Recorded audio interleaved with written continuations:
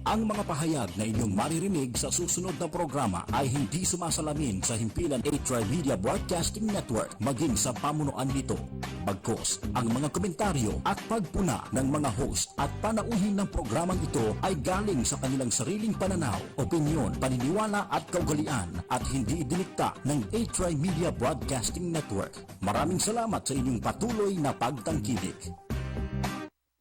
This program is brought to you by A-Tribe Media Pro Incorporated. Mga pangunahing balita at impormasyon na dapat ninyong malaman, mga kabulukan, pasisingawin at isisiwalat sa Lapid Fire. Makabuluhan at makatotohanang komentaryo para sa kapakanan ng bayan. Ihahatid sa inyo ni Percy Lapid, Lunes hanggang Biyernes, alas 9 hanggang alas 10 ng umaga. Samahan si Percy Lapid sa Lapid Fire dito sa DZRJ 810, hatid sa inyo ng A-Tribe Media Broadcasting Network.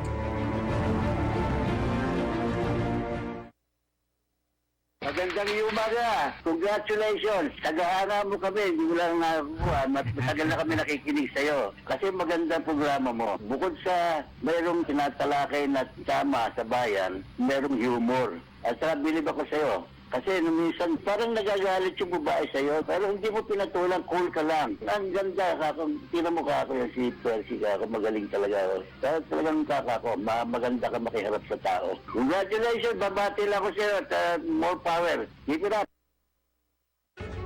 Balita, impormasyon at mga isyong may kinalaman sa bayan, lahat isisiwalat ng walang takot, lilinawin, hihimay-himayin, matapang, ngunit malalim at makatotohanang komentaryo sa Lapid 5. Lapid 5, kasama si Percy Lapid.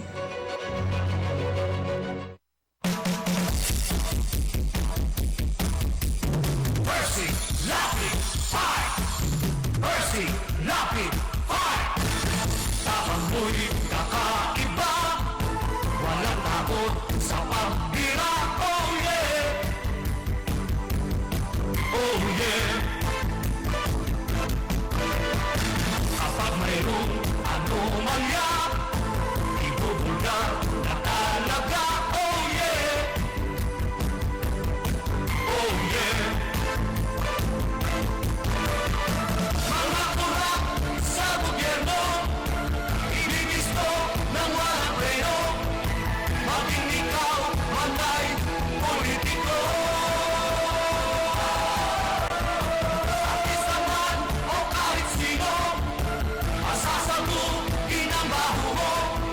Sa Lapid Fire, walang sinisino. Percy Lapid Fire! Makapal man ang iyong mukha, sa Lapid Fire, ibuubra. Oh yeah! Oh yeah! Kahit pader, inigiba, basta't mali, inabangga. Oh yeah! Oh yeah! Mga kurap sa gobyerno, inigisto ng walang preno, maging ikaw man ay politiko. Artista man o kahit sino, masasagutin ang baho mo. Sa Lapid Fire, walang sinisino. Percy Lapid Fire! Percy Lapid Fire!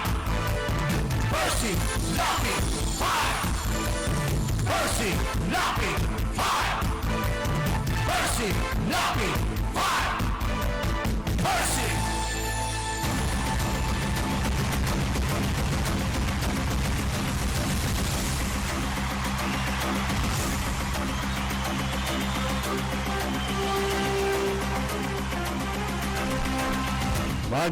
Magandang umaga po.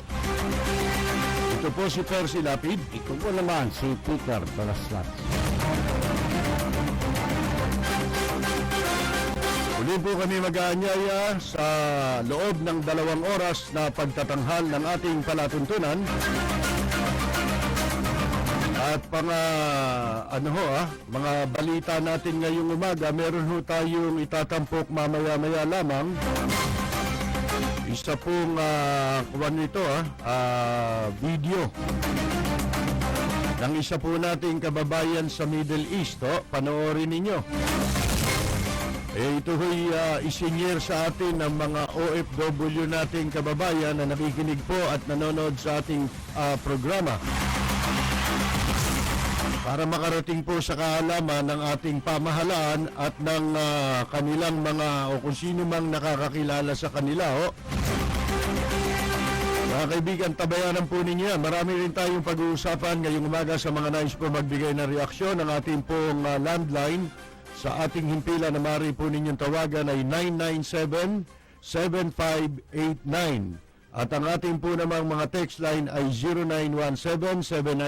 0917-798-8910. Ang ating po namang globe ay 0977-631-0607. Ang smart po naman 0949-50-8003. Ano man po ang inyong pinagkakaabalahan? Pagsama-sama po tayo hanggang alas 10 sa pagtatanghal ng programang Lapid Fire.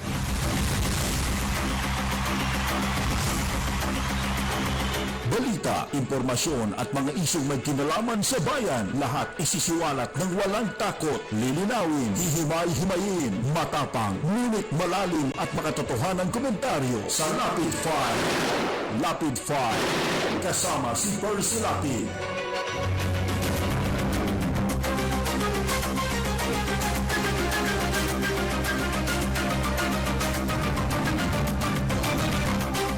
Ito po si Percy Lapid. Kasama po natin si Peter Talastas. Baliwala rin pala ho yung kung inyo pong mababasa yung pinalabas na primer para po sa Freedom of Information na nilagda ni Presidente Digong Duterte kamakailan. May kaugnayan po ito dun sa Freedom of Information executive order na pinirmahan. Lumalabas po mga kaibigan, wala ka rin pwedeng makuhang dokumento kung yun po ang pagbabasihan natin. Wala ring access, wala ring magiging paraan para ang mga mamamayan makakuha ng mga dokumentong kailangan nila, lalo-lalo na ang mga nasa media na may kaugnayan po sa mga transaksyon na pinapasok ng gobyerno. Okay na nga po sana yun yung executive order, pero nagtataka tayo yung mga nag-draft nung mga tuntunin o yung parang pinaka-implementing rules and regulation sa pagkuha ng mga dokumento, mga kaibigan malabo na yung pakay ng Freedom of Information kahit man lamang sana sa executive. Parang parang wala rin. Mabuti pang wala na rin kaysa yung meron pang executive order pero wala rin naman pala. Sa executive na nga lang okay na Hindi na nga ho kasama doon yung yung judicial at saka yung legislative, yung judiciary at saka legislative branch ng ating gobyerno.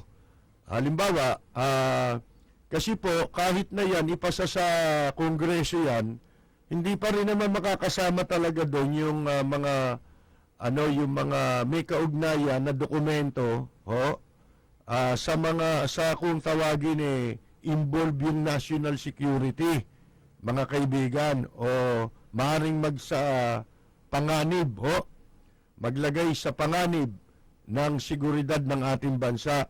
Given na yun, mga kaibigan. Pero ang daming dinagdag na hindi pwede. Alam ba ninyo kung ilan? Nung bilangin 161 ano pa gagawin natin do sa Freedom Executive Order na Freedom of Information? Ang sabi naman itong si Secretary Andanar na wala rin pagaya-gaya lang si Andanar sa nakikinig kung kani-kaninong media. wala rin palang ideya ito eh. Ba't hindi ka makinig doon sa walang interest? Ang pakinggan mo lang sa media yung National Union of Journalists of the Philippines at saka yung halimbawa yung mga grupong may credibility. Hindi yung walang credibility, mga mandurugas, isasama mo. May iba kayong iniisip, hindi ba? Hindi para tulungan na magtagumpay ang gobyerno ni President Duterte. Ngayon, itong sinasabi niya, hindi daw po naman pa pinal itong IRR o Implementing Rules and Regulation o Guidelines, mga kaibigan, para sa Freedom of Information. Bakit nyo nilabas? Ayun. Hindi ba? Bakit nilabas nyo kaagad? Hindi pa naman pala pinal yan. Di siyempre mababanatan kayo. O pag nabanatan kayo, masama. Yan ang problema eh. Dito kasi sa atin, hindi kaya yan ang iniiwasan natin eh. Yun tayo mapasama sa pamahalaan. Kasi wala ka nang sasabihin, makatotohanan eh.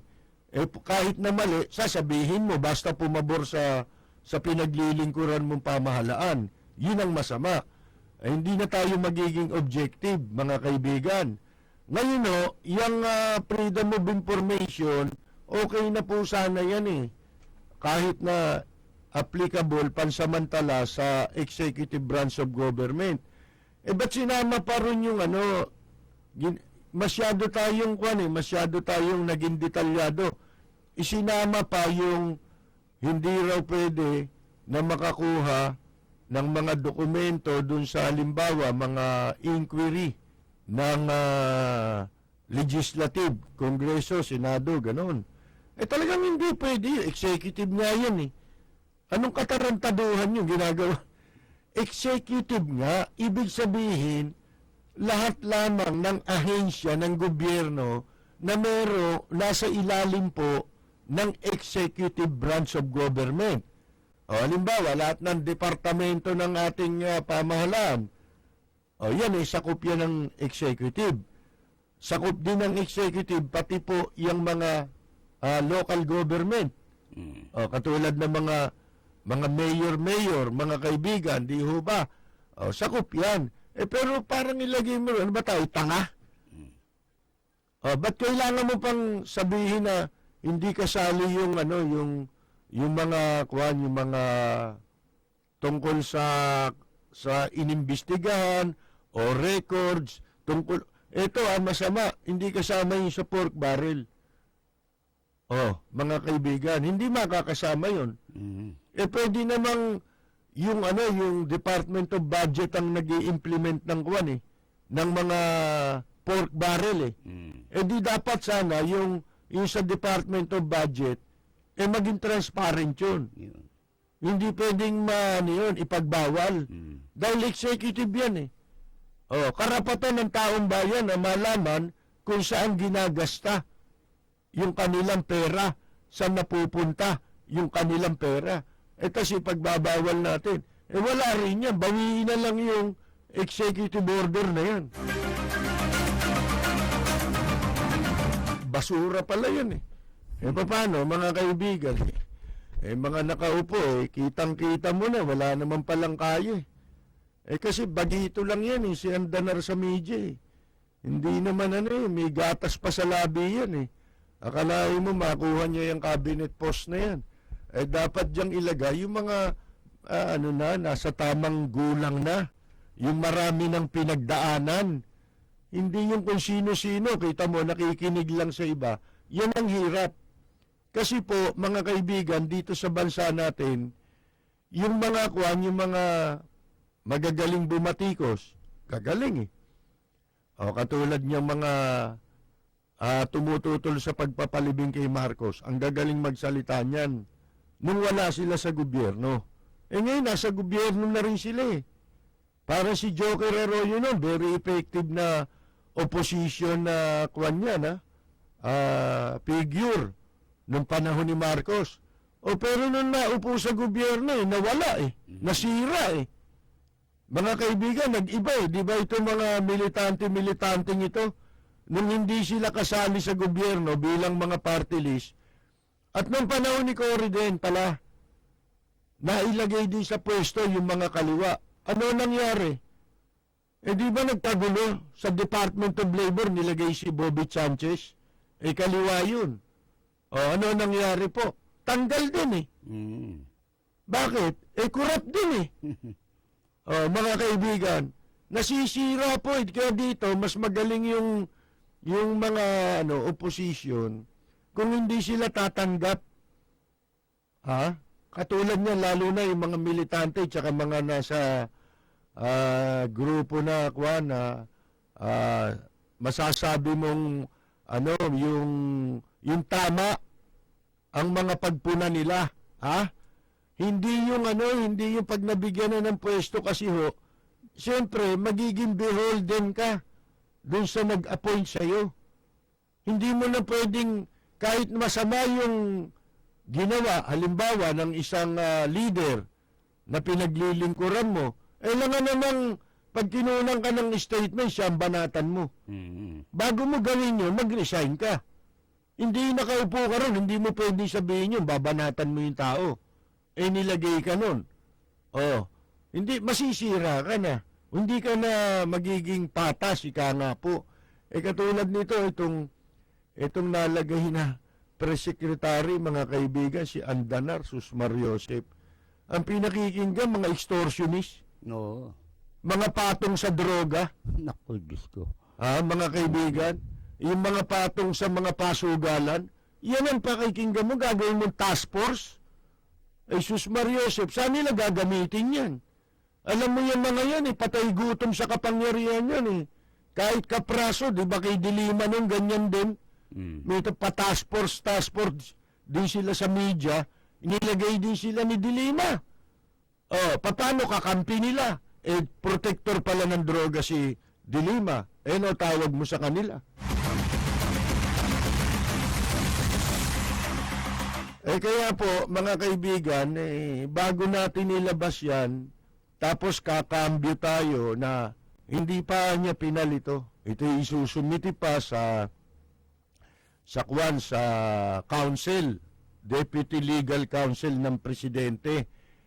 Isusumiti pa pala ninyo ron for revision, for mga kaibigan, para iwasto. Ba't nyo in-announce? Yun. Premature. Ito pansinin ninyo, maliban po sa gera na inilunsad ni Pangulong Duterte laban sa droga, may napansin na ba kayong naging accomplishment o kahit man lang napasimulan na programa itong mga government agency, itong mga ipinagtatalaga sa pwesto? Meron na ba? Wala pa. Yung DOTC nga Ano ginawa? Mga kaibigan, tumayo ng isang beses sa EDSA nang huli ng mga kolorum. Ng ilang pirasong kolorum. Pagkatapos, ipinagbawal na niya yung pagbiyahe ng... ba't sa EDSA lang pinagbawal? Ang daming kolorum. Anong klaseng programa yan? Anong klaseng mga cabinet member ito? Puro tayo daldalan. Sana, kaya nga kayo pinaglalagay dyan. Di sana si President Duterte na lang lahat. Wala na kayo. Ang tawag dyan, kaya kayo tinawag na mga cabinet secretary, extension kayo ng presidente. Halimbawa, nilagay ka sa DOTC. Kinakatawan mo ang presidente para ipatupad mo yung mga batas na dapat ipatupad. Hindi, maasa tayo sa emergency power. Alam naman ninyong ang pakay niyang bago aprobahan yan Siyempre may mga motibo yung mga mambabatas. Bago aprobahan niyang yung hinihinging emergency power na yan, nahihingin din sila. Meron din silang hinihingi. Gustong hingin. Halimbawa, Di ba, emergency power sa traffic. Ang balita natin may mga senador na humihingi na ng mga ng mga konsesyon na sila ang magpapatayo ng mga terminal Yun. tingnan ninyong katarantaduhan yan. Pero, ganun pa man, kahit wala pa ho yung emergency power, bakit ho yung kampanya sa droga na ilunsad ni Presidente? Di pwede rin yung gawin. Gamitan nyo rin ang political will, kahit ba wala pa yung emergency power Hindi ba nakikita mong illegal dapat aksyonan mo na? Inaantay pa yung emergency power. Idinadahilan nyo yung emergency power para i-delay yung inyong mga pagtupad sa sa tungkulin ninyo. Para nga kayong taxi.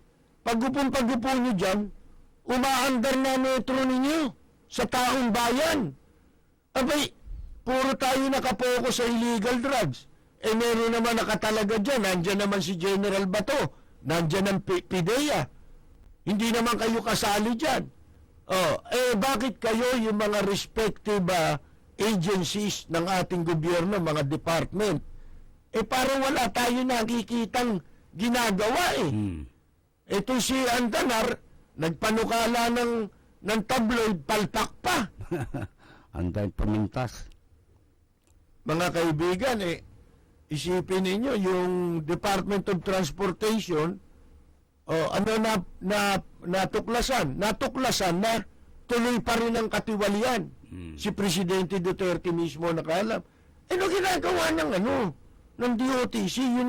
Yun ang natin tinatanong natin bakit walang nagpapangsyon yata? Kung ano yung binat na natin, yun din yung nangyayari, yun din yung nagpapatuloy. Maliban sa kampanya sa droga, wala ba? Halimbawa, yung Department of Local Government na yan, mga kaibigan, yung interior, interior decoration yan Ha? Isipin ninyo, wala man lang ginagawa para sa itong pinagtatalunan kung itutuloy na eleksyon ng barangay o hindi. Mga kaibigan, isipin ninyo, ang dami dyan mga palsipikadong barangay. Yan. Wala namang constituent, pero meron barangay. Inimbento yung barangay, idinagdag yung barangay para sa pagnanakaw. Halimbawa, meron barangay na ang number 354. Ay ba 354 barangay? Ang ginagawa, hinahati. Lalagyan ng A. Yun, may A. Yung ba mga legal ba yan? Kasi po sa batas, kinakailangan para makabuo ng isang barangay. Kinakailangan meron kang 5,000 na population doon sa particular na barangay na yon. Mga kaibigan, 5,000 ang kinakailangang mga nakatira, namamayan doon sa barangay na yon para makapag-constitute ng isang barangay. Ang daming barangay dyan, wala naman 5,000 Sobra-sobra yung barangay Katulad yung barangay sa Loton. Yun. Walang tao doon sa Loton.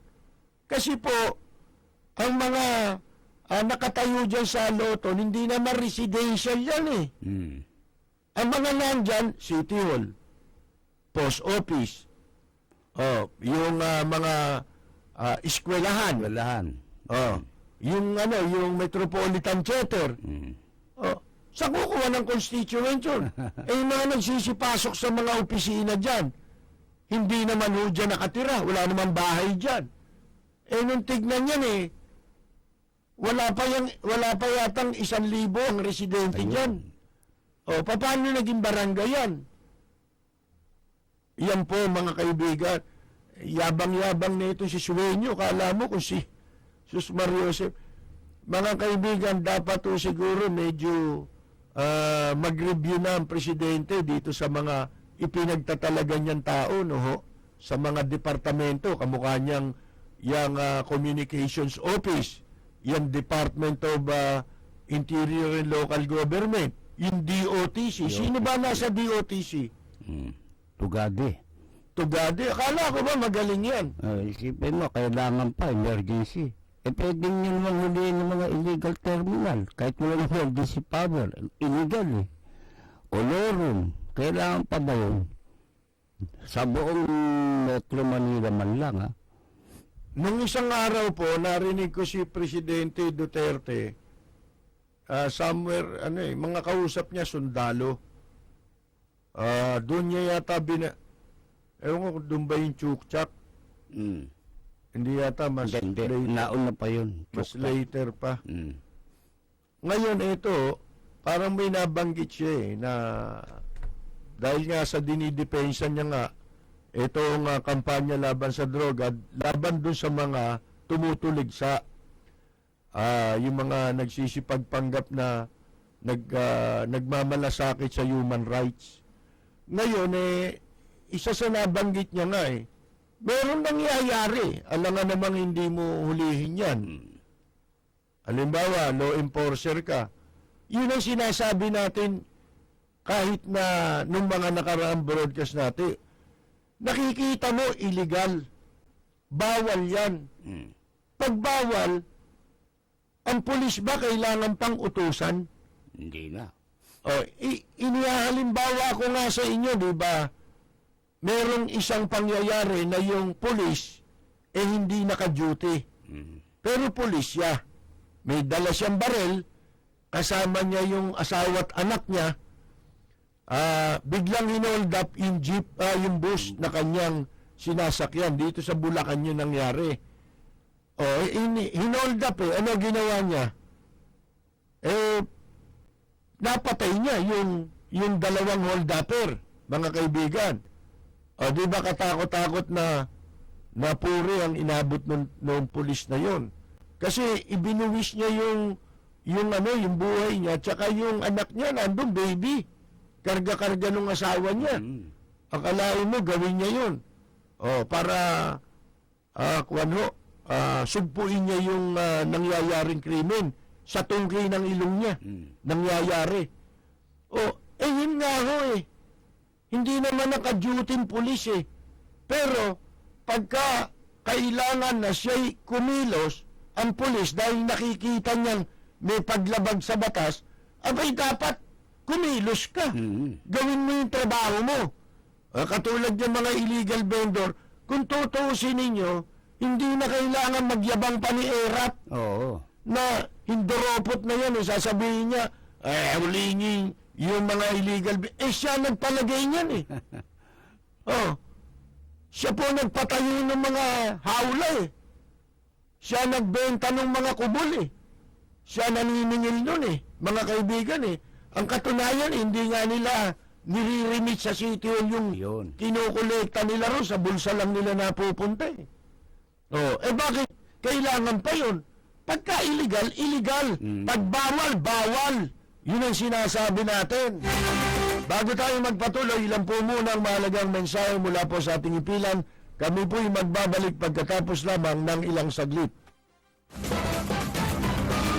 Magbabalik ang inyong paboritong programa dito sa DZRJ 810 AM, 8 Media at 8 TV, Cable Link Channel 7. This is 8 TV. Mantikang makapit, not dishwashing na sulit! Gasuli!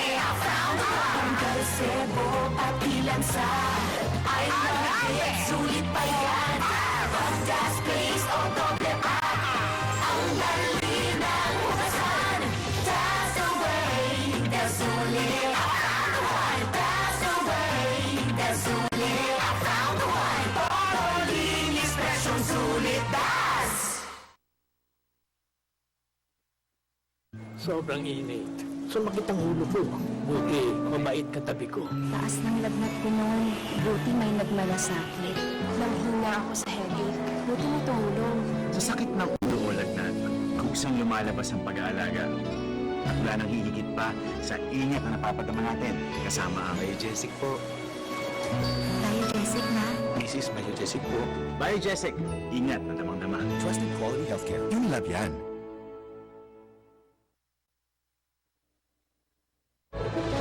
Ito ang himpilan ng bawat Pilipino. Maaasahan, mapagkakatiwalaan ang tunay na karamay ng sambayanan. A-Tri-Media Broadcasting Network sa DZRJ 810 AM, Radyo Bandido at A-Tri-TV Cable Link Channel 7. This program is brought to you by A-Tri-Media Pro Incorporated. Balita, impormasyon at mga isyong may kinalaman sa bayan, lahat isisiwalat ng walang takot, lilinawin, hihimay-himayin, matapang, ngunit malalim at makatotohanang komentaryo sa Lapid 5. Lapid 5, kasama si Percy Lapid.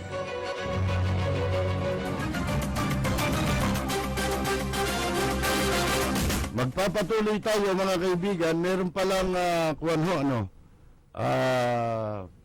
mga bibigyan ng absolute pardon o pardon si Presidente Duterte. Kasama doon sa listahan ang pangalan ni Robin Padilla. Yung palang pardon ni Robin Padilla, ngayon lang natin nalaman na conditional pala yun, hindi pala absolute yun. Ibig sabihin, kaya hindi siya makapag-exercise ng pagboto. Oo. Hindi niya magamit yung kanyang political rights, civil and political rights. Nawala sa kanya. Kasi po hindi pala absolute yung pardon na ibinigay sa kanya, kundi conditional lang. Pero sabi ng abogado niya, yung kanyang pardon expired na. Yung pagiging conditional. So, mari na siyang makapag-apply para sa absolute pardon. Wala naman diferensya kung para sa akin, si Robin Padilla ay mabigyan ng absolute pardon. Unang-una, ang naging kaso niya, mababaw lang naman dahil pinag-initan lang siya. Oo. Ngayon, mga kaibigan,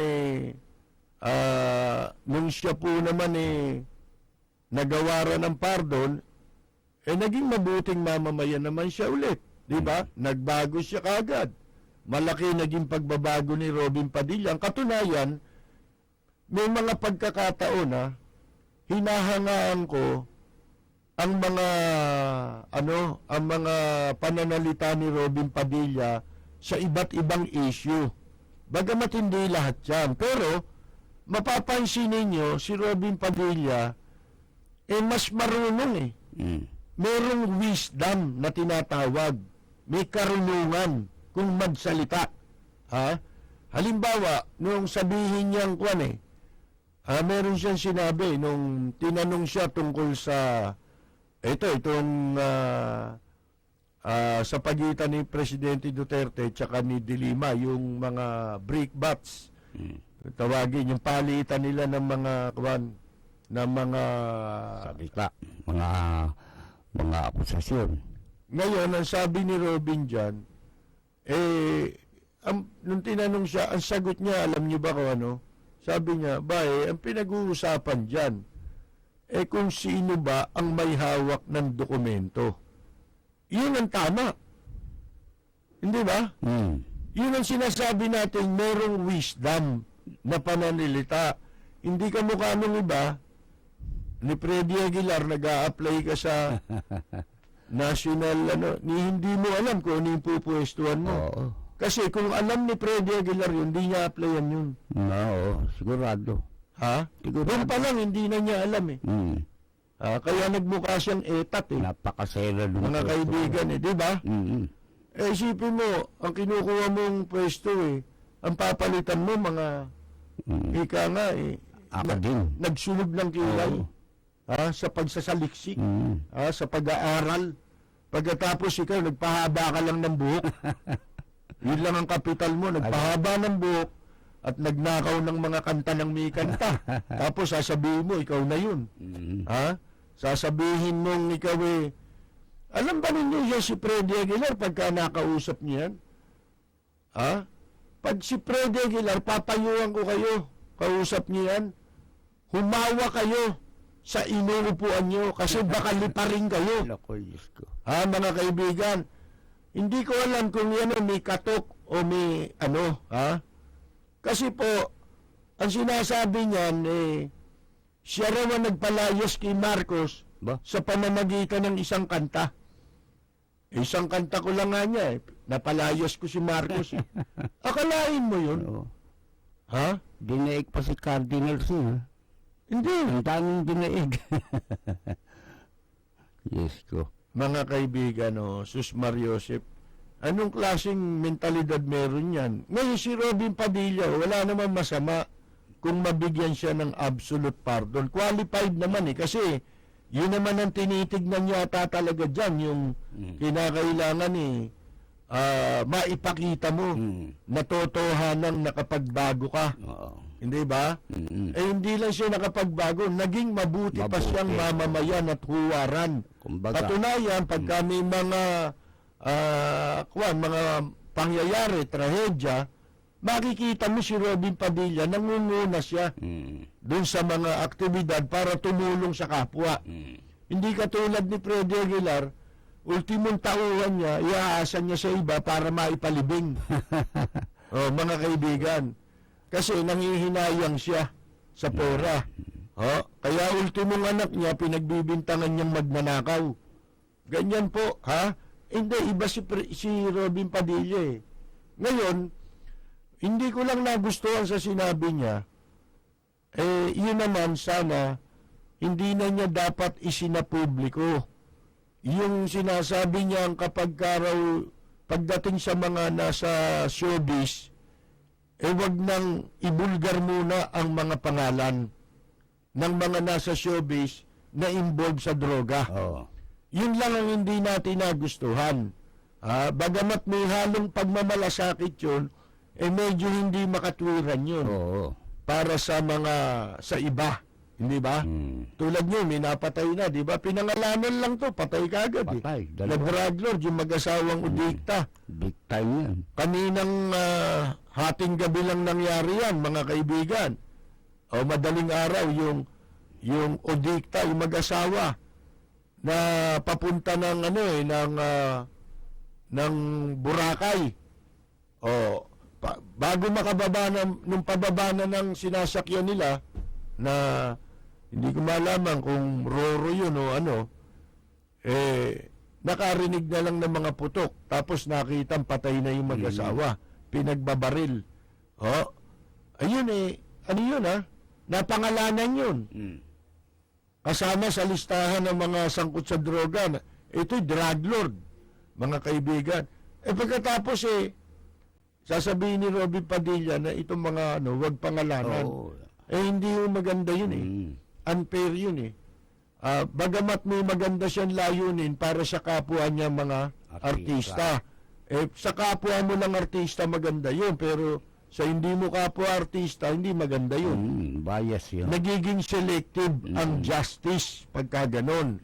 Sana maintindihan ni Robin Padilla yun. Ako naniniwala ko maraming instance na narinig ko nagsalita yan nagbibigay ng pag kinukunan siya ng opinyon, maganda opinyon niya makatwiran, makatarungan at nasa batas. Katulad nung sabihin niya, ang pinag-uusapan dyan niya, kung sino ang may hawak ng ebidensya. Ayun. Yun naman talaga sa batas Yun na matindi. Kaya si Robin Padilla, maraming daig yan na nasa gobyerno. O kaya yung mga nagpapanggap na may nalalaman, wala naman pala talaga. Daig niya Daig. May wisyo sinasabi. Sabi nga sa inyo, ang ibig sabihin, hindi ko mo nag-aral, hindi ko mo marunong mag-English, matalino na yan. Si Robin, hindi naman marunong mag-English yan. Hindi. Di ba? Hindi naman nag-i-English yan. Pero para malaman mo marunong siya, hindi dahil sa English. Makikita mo yung sinasabi, yung laman ng kanyang sinasabi. O sige, ipakita na muna natin itong itong isang video kasi inaayos po habang inaayos po ito, gusto namin ipakita sa inyo ang isang video. Ewan ko kung ito'y nag-viral na. Kasi po ito'y ipinadala sa atin, isinare sa atin ng isa nating kakilala na overseas, nasa ibang bansa. Para makarating ito sa kinalaman ng mga kinauukulan. Lalo-lalo na kung may mga nakakilala sa kanya, baka hindi pa alam ng mga kamag-anak niya, pati na yung mga nasa pamahalaan natin. Ang pagkakaintindi ko, hindi ko napanood ng buo ito, pinakikiusap nga sa atin, sige, bahala ka na, ha? Kung nakuha nyo ba ang pangalan niya, nakuha nyo? Hindi, hindi natin nakuha ang pangalan. Oo. Nandun siya nag-share nun Malalaman mo yun pangalan niya. At saka yung lugar kung nasan siya. Yata siya, nagsumbong sa pulis, sinampal siya ng amo niya, na Arabo. Nagpasaklolo ngayon siya sa pulis. Nung po dumating yung pulis, alam ba ninyo, dinala siya sa presinto. Pagkatapos doon, una siya ang complainant dapat kasi siya ang tumawag sa pulis sa ginawang pananakit sa kanya. Nangyari po, pagdating doon, siya na suspect. Pinagbibintangan na siya nagnakaw yata. May kinuhang hindi naman kanya. Umiiyak po yung habang siya nasa presinto, kinukunan niya yung kanyang sarili at nananawagan ng saklolo. Lalo-lalo na dapat makaalam nito yung Department of Foreign Affairs, OWA, Department of Labor, yan po yung mga pangunahing ahensya. Mukhang dito sa mga gabinete ni Presidente Duterte, ang nakita ko pa lang na may ginawa, si Bebot Bello sa Department of Labor. The rest, wala pa Wala pa tayong nakikitang nag-institute ng reform Mga kaibigan, yung passport ng DFA, dati na yun, dinatnan nyo na yun na meron daw ngayong bagong passport na may mga bagong features, yung passport na yun. Hindi naman nila sinasabi na yung dating passport pwede pa rin gamitin. Hanggang sa ma-expired. Para kayo naglalako ng passport, Para bang pagkailangan, baguhin yung passport at ibebenta ninyo. Parang ganun. Lumalabas ganun na. Bakit ano yung nangyari doon sa mga taga-Malaysia, mga taga-Indonesia? Mahigit 100 yun.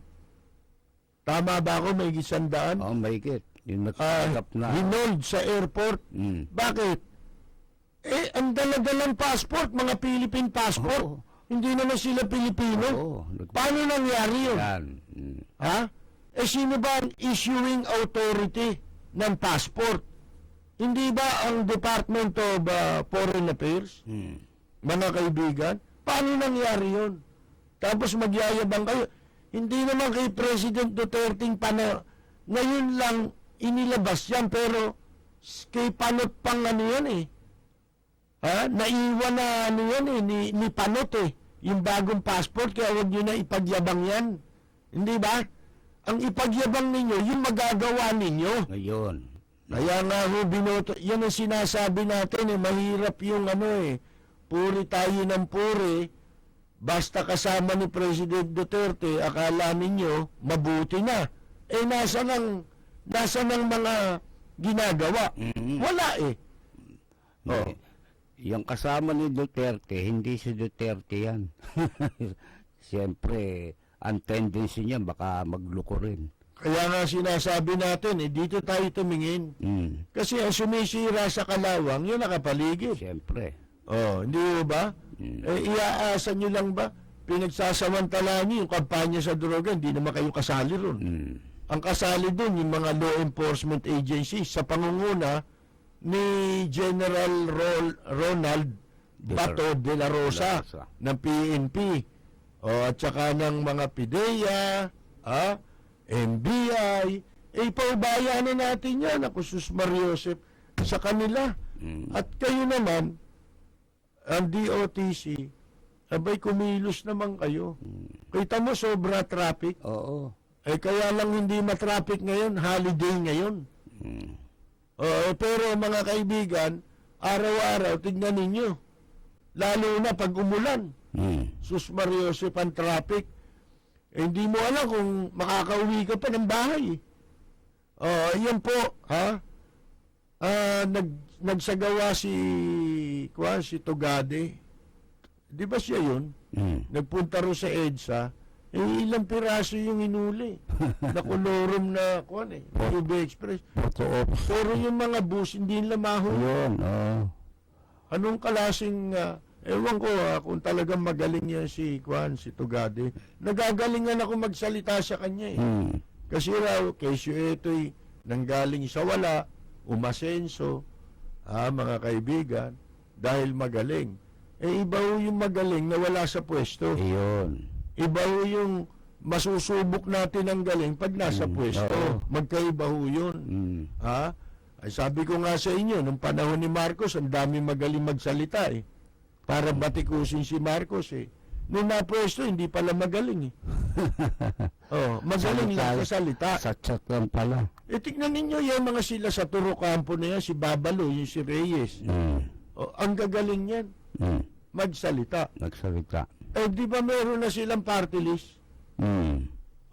Magaling ba yung party list? Wala. Na nakaupo?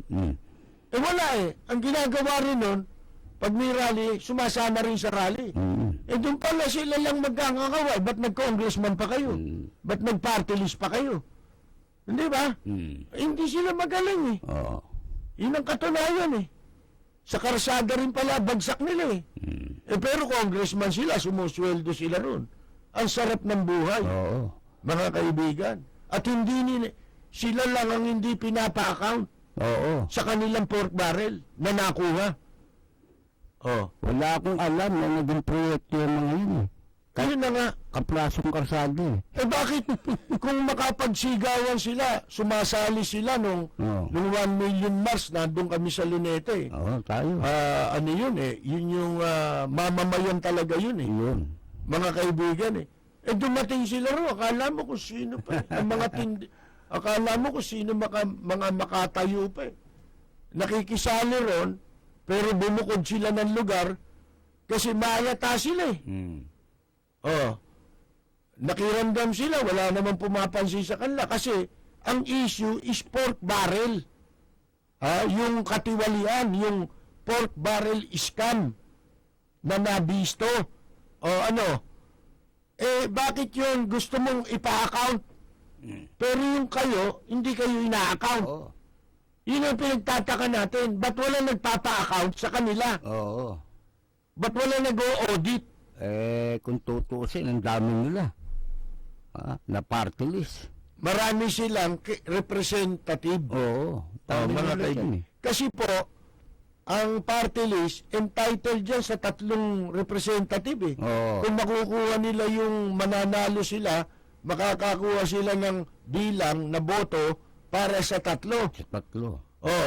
Karaniwan, 3 sila yan Mga kaibigan, alam ba ninyo, ang isang congressman, hindi binabase ang pork barrel mo, kung sa party list, kundi sa bilang ng kinatawan. Equal footing yan sa regular congressman. Pareho din, ang pork barrel din. Ang regular congressman, halimbawa, ilang milyon? 75 million dati. 70 million, ganon. Sila, kung 3, times 3 yun. Kasi 70 yun. 21 yun. 21 million yun. Asan yun? Isang taon. Bakit sa kanila wala nagpa-account? Wala naman tayo nakitang proyekto sila. Wala. Kasi ang layunin nila, lagi puro sa mga mamamayan, mga api, mga maliliit, mga mahihirap, puro ganyan mga kaibigan eh. Pero wala silang naging proyekto para iangat nila yung pamumuhay ng mga mahihirap na nasa kanayunan, mga ganyan ng mga talumpati niya mga yan eh. Magbubukid. Mga magsasaka. Hanggang ngayon, magbubukid. Hindi yung masenso.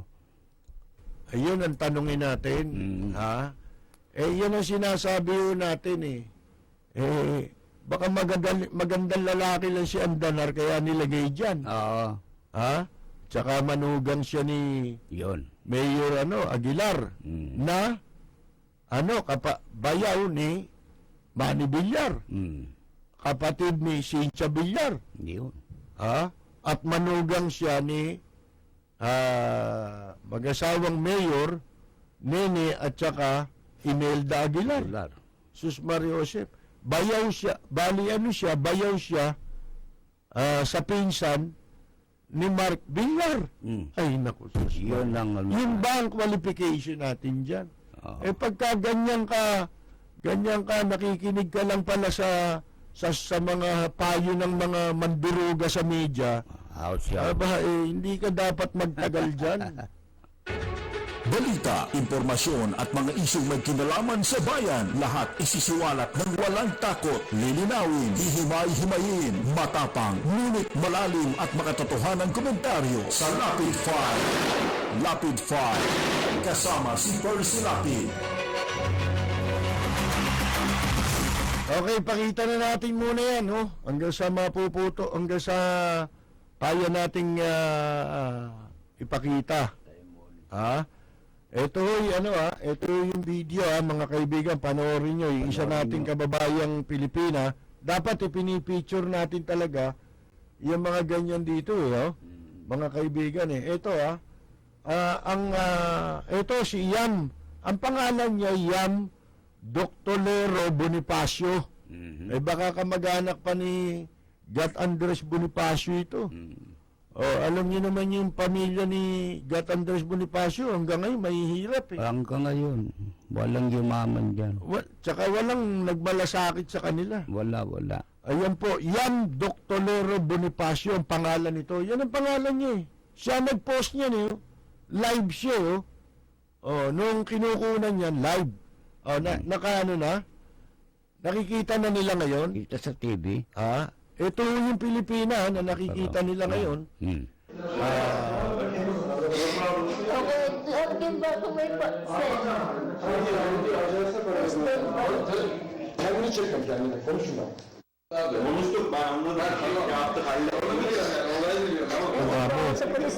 Dumating naman yung pulis, madalit sabi. Pagkatapos, ayan mo siya, dinala siya sa kwan, sa presinto. Pagdating sa presinto, hindi na siya ang complainant, yung amo na niya na sumampal sa kanya. At mukhang inaakusahan pa siya na siya po ay mayroong kinuhang bagay na hindi naman kanya sa pagkakaintindi natin. Ito ang purpose natin para malaman ng ating mga kinauukulan sa gobyerno para kumilos naman kayo. Hindi yung kailangan na magsasalita, malaking himpilan. Hindi yung kailangan ang magsasalita congressman. Pakinggan ninyo ito. Di ba? Asikasuhin ninyo ito at tupagin ninyo ito. Lalo na yung OWA. Mga kaibigan, yung OWA at saka POEA, Department of Labor. Yan yung mga agency na directly, meron pong kaugnayan para pangalagaan ang kapakanan ng mga kababayan nating OFW na kamukha po ng napapanood ninyo sa inyong mga screen, sa mga nanonood sa atin ngayon. Mga kaibigan, yan si Yam Doctolero Bonifacio.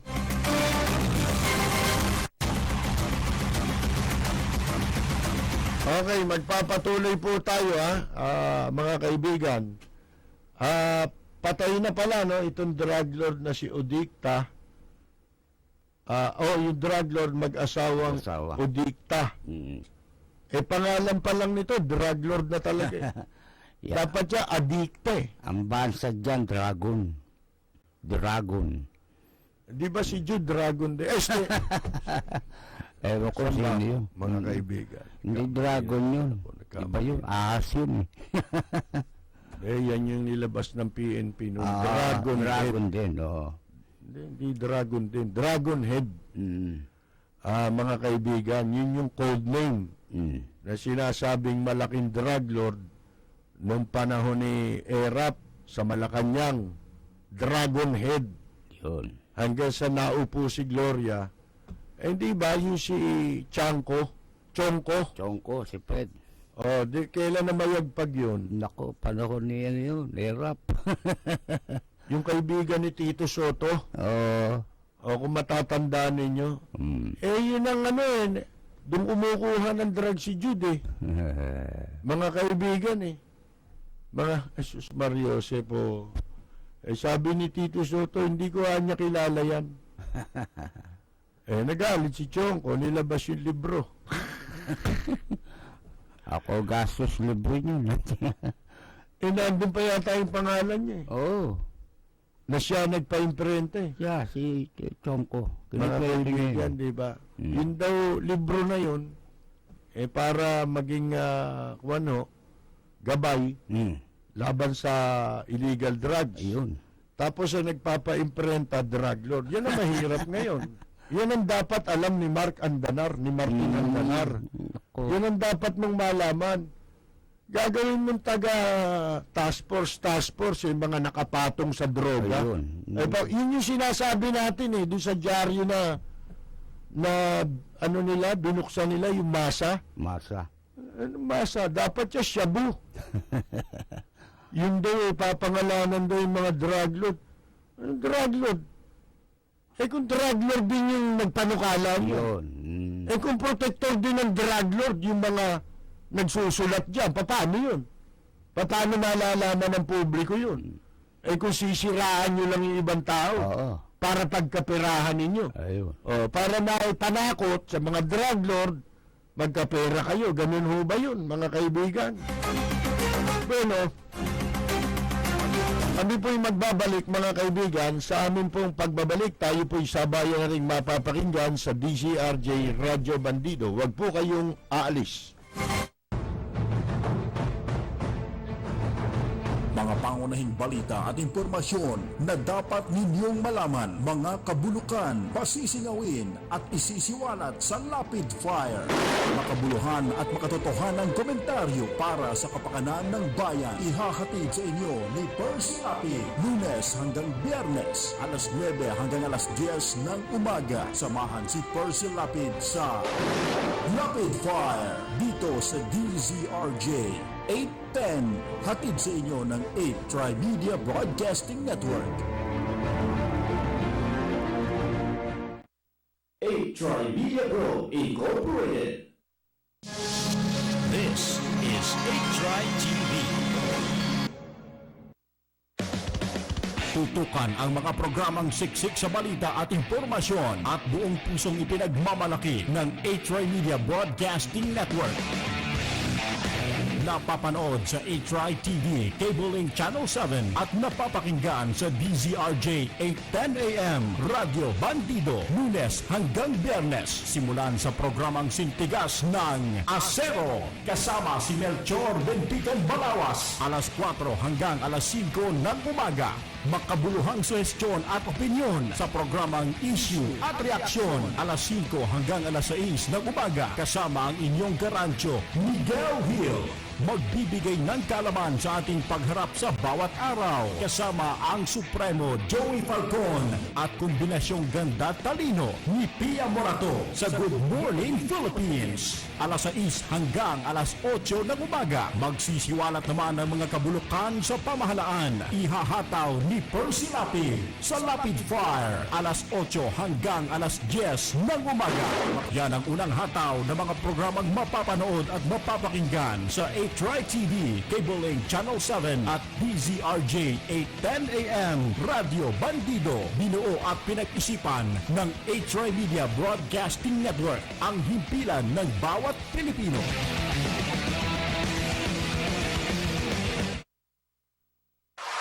Ang Ang sandigan ng mga nangangailangan, tiwala sa kabataan, karamay sa pagbabagong buhay sa anumang laban. Ito ang inyong kasangga. Kasangga mo ang langit. Lunes hanggang Biyernes, kasama si Ray Langit, alas 10 hanggang alas 11 ng umaga. Dito lang sa DZRJ, 8:10 AM at HRI TV sa Cable Lane Channel 7. Hatid sa inyo ng HRI Media Broadcasting Network, ang himpilan ng bawat Pilipino.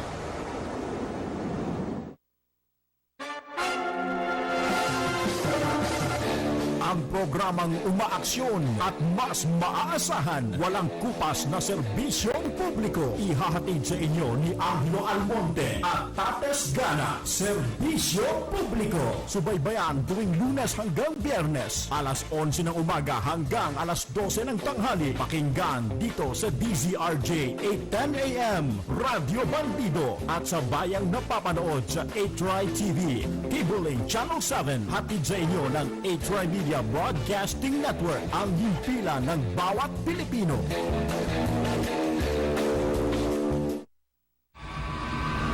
Ito ang HRI Media Broadcasting Network. Mapapanood sa HRI TV, Cable Lane Channel 7 at mapapakinggan sa DZRJ 8:10 AM, Radio Bandido.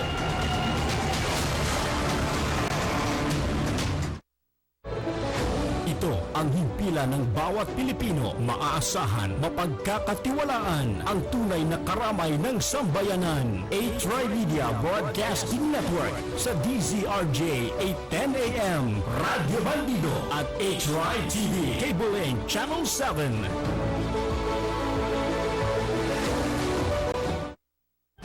Ang tunay na kasangga ng sambayanan. HRI Media Broadcasting Network sa DZRJ 8:10 AM, Radio Bandido at HRI TV, Cable Lane Channel 7, ang himpilan ng bawat Pilipino. This program is brought to you by HRI Media Pro Incorporated. Magandang umaga. Congratulations. Tagahanga mo kami. Hindi mo lang nakakuha. Matagal na kami nakikinig sa'yo. Kasi magandang programa mo. Bukod sa mayroong tinatalakay na tama sa bayan, mayroong humor. At saka bilib ako sa'yo. Kasi minsan parang nagagalit yung babae sa'yo, pero hindi mo pinatulang, cool ka lang. Ang ganda, tinamukha ko yung si Percy ka, magaling talaga. Pero talagang kakako, maganda ka makiharap sa tao. Congratulations, babati lang ako sa'yo at more power. Keep it up. Balita, impormasyon at mga isyong may kinalaman sa bayan, lahat isisiwalat ng walang takot, lilinawin, hihimay-himayin, matapang, ngunit malalim at makatotohanang komentaryo sa Lapid 5. Lapid 5, kasama si Percy Lapid.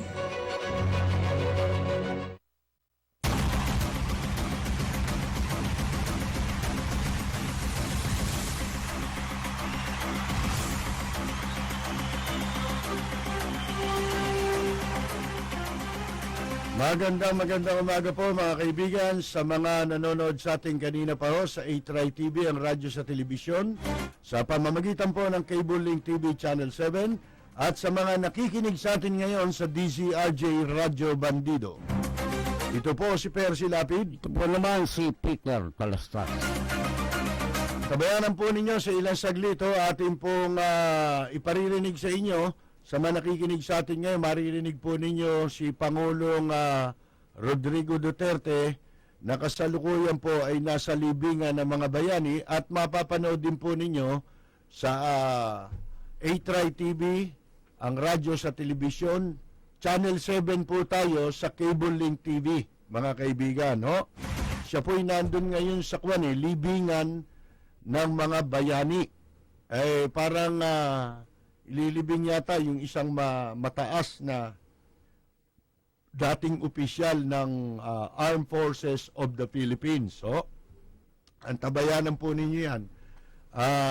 Kanina naman, ipinakikita natin yung isang kababayan nating OFW na humihingi ng tulong. Nakunan niya, nag-live siya sa Facebook, ano? Para makita, maipaalam yung kanyang ordeal doon sa Saudi Arabia, mga kaibigan, na siya'y tumawag sa sa pulis dahil minamaltrato siya nung kanyang amo na Arabo. Sinampal. Nung tumawag siya sa pulis, dumating naman yung pulis. Pero pagdating sa presinto, siya na ho ang nirereklamo. Siya na ang suspect. Yan na. Ginagawa na siya ng ibang kaso, kaya namin ho ito pinipicture. Gusto namin ay makarating ho ito sa mga kaalaman ng ating mga kinauukulan sa pamahalaan, specifically yung mga direct government agency na merong kinalaman para pangalagaan at protektahan ang kapakanan ng mga kababayan nating OFW, mga kaibigan. Ang pangalan nun, Bonifacio, ang apelyido, Yam Bonifacio. At siya po ay ang nag-deploy sa kanya na agency, ang pangalan po ng agency dito ay Billboard. Kung hindi ako nagkakamali, ang may-ari niyang Billboard na yan, na license agency, nung araw, yung si Antonio, na siya ring nagdi-deploy sa Japan ng mga Japayuki. Kasi po yan yung recruiter na meron 5 lisensya. Sipin ninyo yun, isa lang ang lisensya. Tapos na yung kay Duterte. Natapos na pala mga kaibigan, ito parinig natin. Ipakita natin ulit yung dun sa OFW. Ano pangalan nun? Ito. Yan Bonifacio. Oo. Yan, ng order na naranasan niya dyan. Ito, Billboard promotion, sabi ko na nga Ayan na. Ito yun yung kikuan Tonton dati, kay Antonio. Ayan, nakikita na tayo, napapanood na. Ayan yung babae. Yung babae po, Ito, yung kababayan natin. Ang pangalan niya po ay Dr. Bonifacio. Ang Konuştuk ben onu da yaptık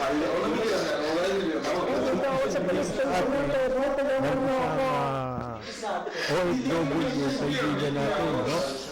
At katunayan, journalist din yun. Update sa Japan.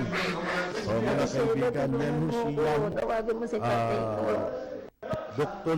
Bonifacio na ang nag-deploy sa kanya papunta rin sa Saudi Arabia ay itong Billboard promotion na dati po, ang alam ko may-ari niyan yung namatay na yun kinuha na ng tatay niya yun tapos barilin ng anak niya binaril yun ang sariling anak yung si Antonio P. Antonio naubod po ng lakas nung araw sa Department of Lagay and Extortion, Labor and Employment, at saka sa PUEA, at saka sa OWA, sa MBI, lahat po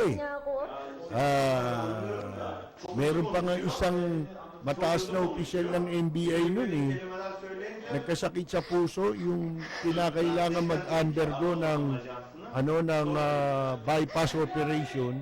Yan ang gumastos tapos siya rin na-bypass din. Doon natuklasan, ang puso niya pala napakaliit. 1 inch lang Sinlaki ng pera. Sinlaki ng barya. Mga kaibigan, no? Ngayon, ito, yung babae, si Yam, Dr. Bonifacio, yan. Sana napapanood dyan at napapakinggan tayo ngayon ng ating mga kinaukulan sa gobyerno. Sandali lang ito, panoorin ninyo Bayad niyo sa akin, sana akong magbabayan. Tawagan niyo yung Philippine Embassy, tawagan niyo ako dito. Please. Tawagan niyo ako. Ano?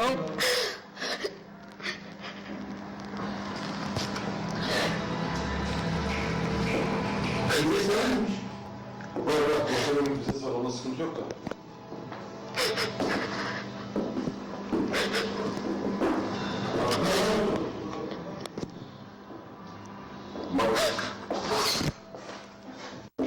Kasi lang pala ko.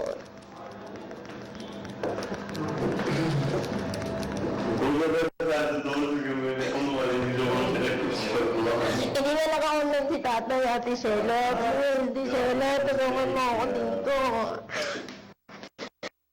Hindi sila nakakaintindi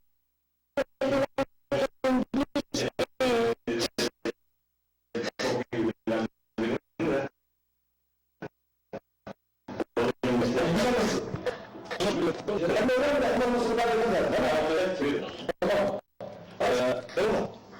Hello?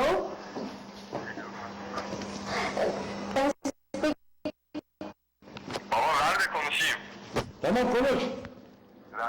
Tamam telefonda duyuyor seni. This is Philippine Embassy. This is Philippine Embassy. This is Philippine Embassy. I'm saying this. Efendim oğlum. Tamam dur hoparlörü kapattım şimdi konuş. Allah'tan. Hello? Speak English. Okay, mga kaibigan, ay I file a pinanood case namin, my pinalabas employer namin. because my employer works me yesterday. Ang tawag dito, itong video tungkol po sa Pilipina natin kababayan si Employer, Jan my sir, Costinero my sir, Bonifacio. he's in Habang Saudi siya po ay Arabia. nasa Then me, presinto I'm doon from po sa Saudi Philippines. Arabia, hindi pa natin malaman ang exact location ng kanyang lugar doon. I need to call my agency in Philippines and I Dinala ng want to pulis go doon to sa Philippine Embassy. presinto pagkatapos niyang tumawag sa pulis dahil sa siya ay minamaltrato ng kanyang In amo. Philippines Nung only. sakluluan siya ng pulis, pagdating nung sa presinto, siya na ho ang inireklamo. At base nyo na pinakikita namin ngayon sa 8 TV, ang radyo sa telebisyon, hindi ho tayo natin, hindi ho naririnig yung kanyang audio. Yan ho nandun sa presinto, umiyak siya, tumatawag siya sa embassy. Ito ang problema natin. Tinatawagan niya yung embassy na sumasagot Arabo. Anong katarantaduhan po yan? At walang available na makausap mukhang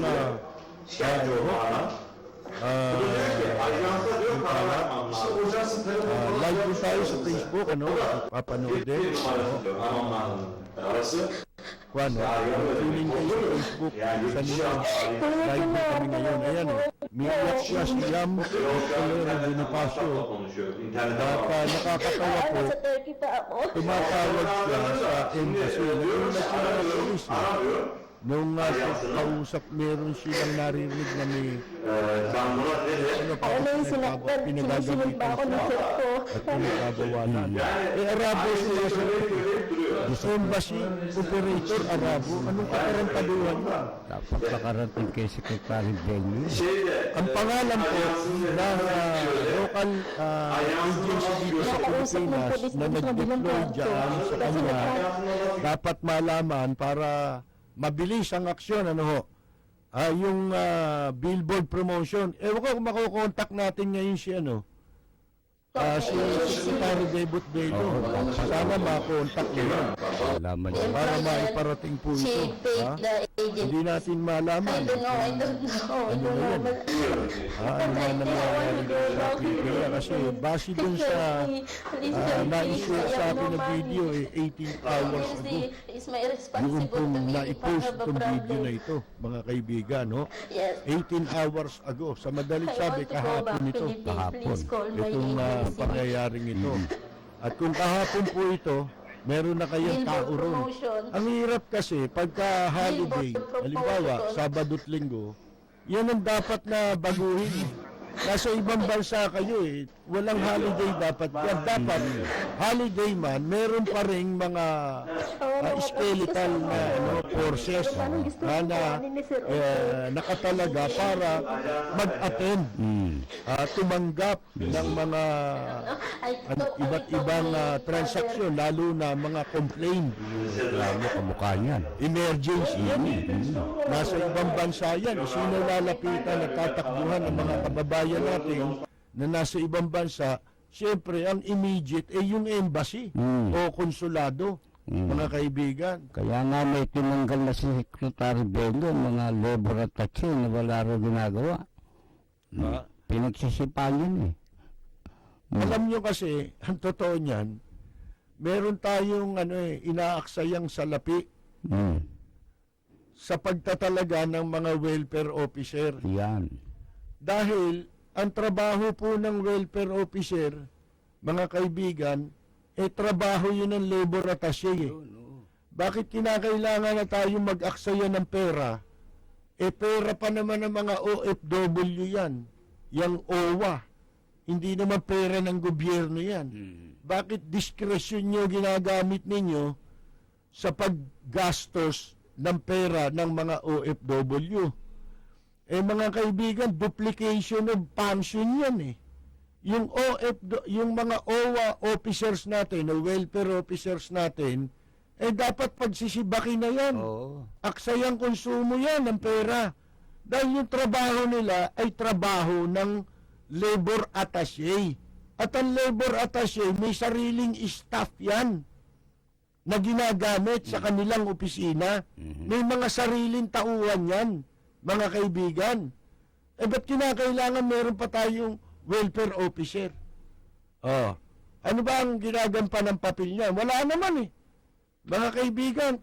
At dapat nga po, yung mga embassy natin, merong isang opisina na laging bukas dyan, mapa-holiday man o mapa-weekends man, mga kaibigan, para nang sa ganon, laging nakakaabot ang mga panawagan at problema ng ating mga OFW.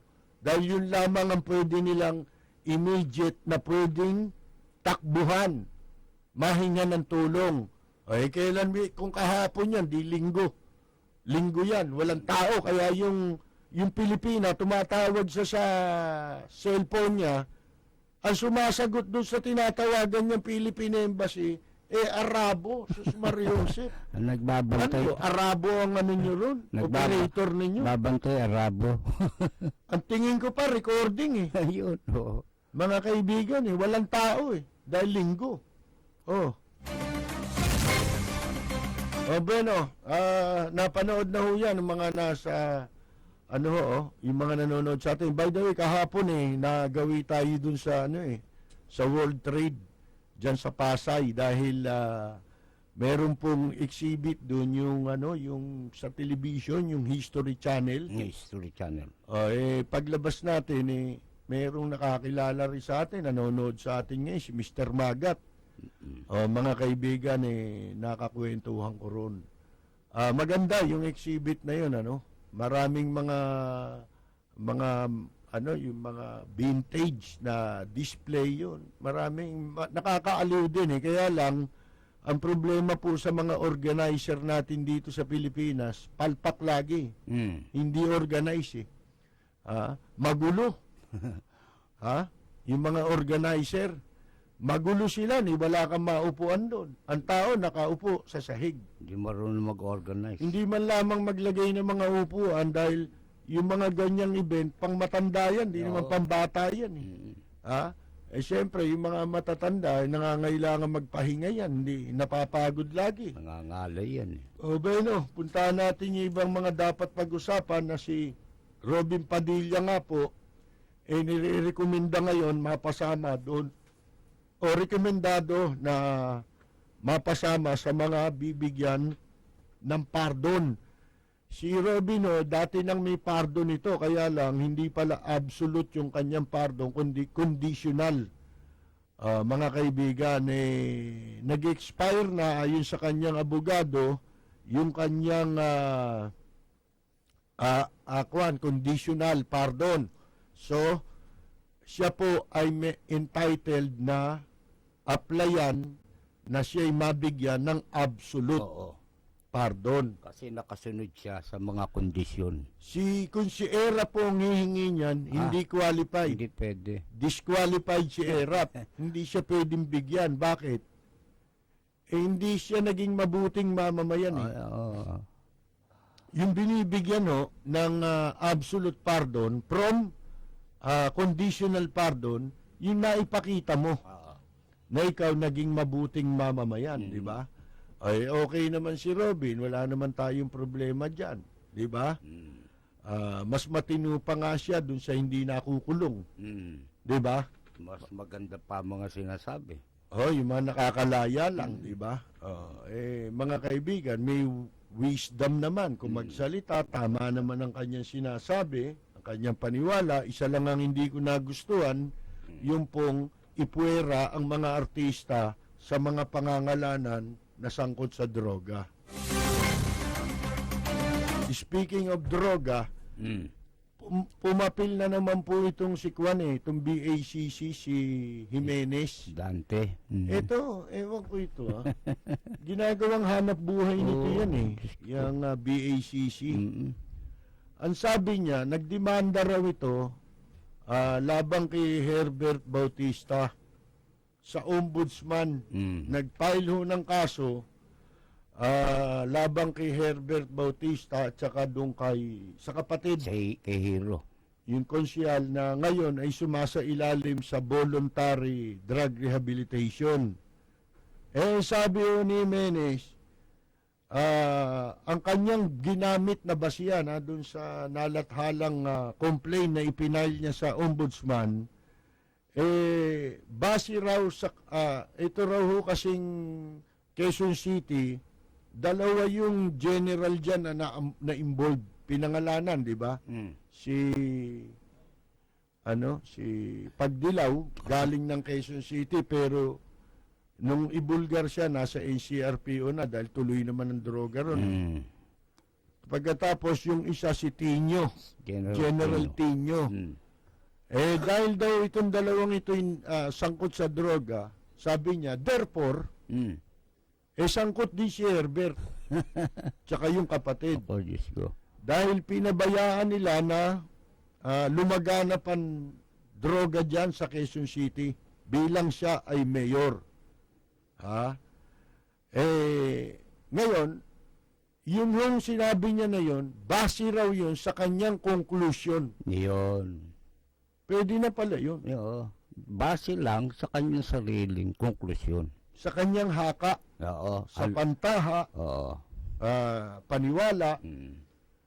Sana kung yung paniwala niya tama. Kuro-kuro, yun. Hinala ho yun suspecha niya lang yun, kaya conclusion conclusion niya, hindi naman yun ang katotohanan, kasi hinala yun. Mga kaibigan. Wala naman sa sinabi, eto ebidensya. Unang-una, laganap na droga, hindi naman public official nun yung kapatid niya ni Herbert Hindi pa. Ngayon lang naging konsyel yan, yung katatapos na eleksyon. Pangalawa, ang may hawak pala ng programa nasa vice mayor pala. Hindi pala office of the mayor. Granting for the sake of argument, siyempre kahit paano talagang may responsible ang mayor dyan. Pero hindi necessary na siya ang answerable. Meron pulis Kasi kung gusto ng mayor, pag ayaw ng pulis, sino ba ang law enforcer? Pulis. Ngayon kung pwede palang magdemanda ngayon base sa hinala at conclusion lang, basta masabi lang, may pinail kang kaso, base sa hinala mo, sana sinampahan niya lahat ng kaso, lahat ng mayor sa buong Pilipinas. Kasi po, mga kaibigan, ang buong bansa kontaminado na ng illegal drugs Bakit si Herbert lang ang kinasuhan mo? Ba't si Erap? Wala bang nasa likod mo kaya mo sinampahan si Herbert? wala bang nagbayad sa'yo? Nakalaban ni Herbert sa Yun ang politika. tanong. Halata eh. Kasi kung ang basihan mo, conclusion, therefore, lahat ng tao, lahat ng mayor, kasali. Lahat ng mayor, kinasuhan mo. Conclusion lang naman pagbabasihan mo eh. Sabi mo eh. Base sa konklusyon niya. Conclusion mo lang pala yan eh. Ano isosaw mo ng ombudsman dyan? Yung konklusyon mo. Pwede bang ipatawag ng ombudsman yung dokumentong konklusyon? Meron bang document conclusion? Oo.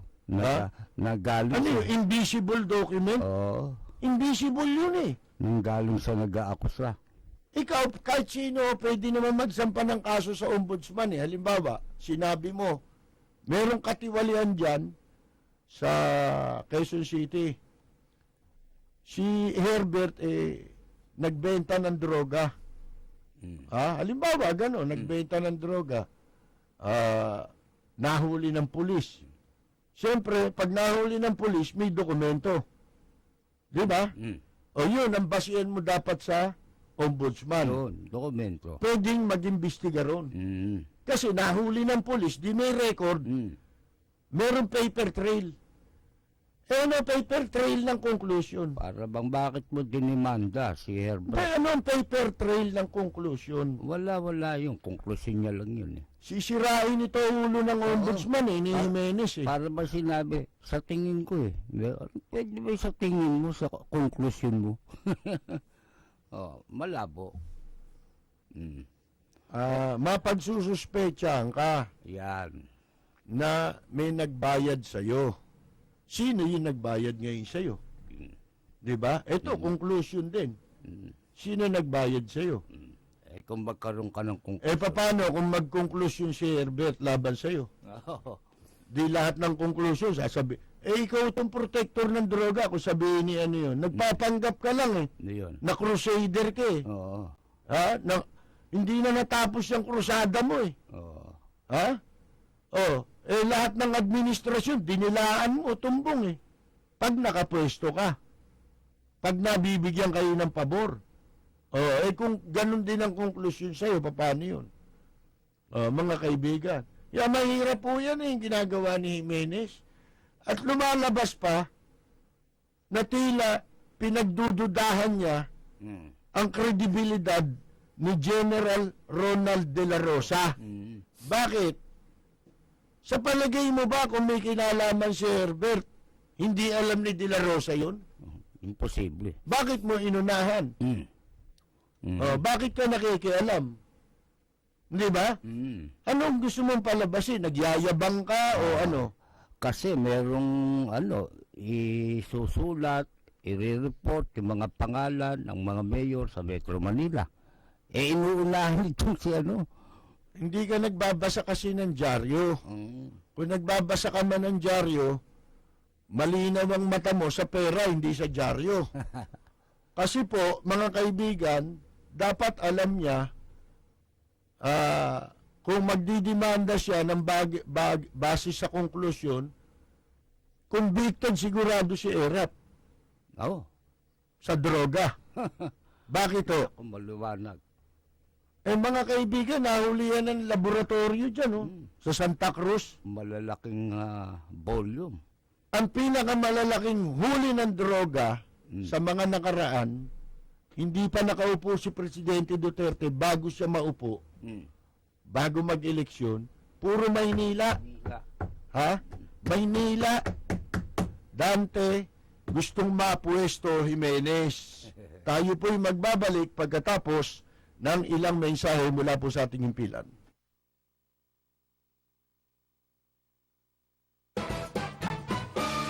Magbabalik ang inyong paboritong programa dito sa DZRJ 810 AM, 8 Media at 8 TV, Cable Link Channel 7.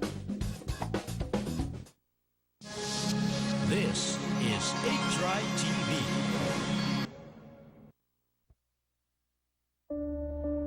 Be a doll and get your mother a large 4 cheese from Tony's. There's no money in here. You pay for it then. I know you're making money. Let's do this. What do you say you and I move to California? Would you like that? Okay. It's a promise then.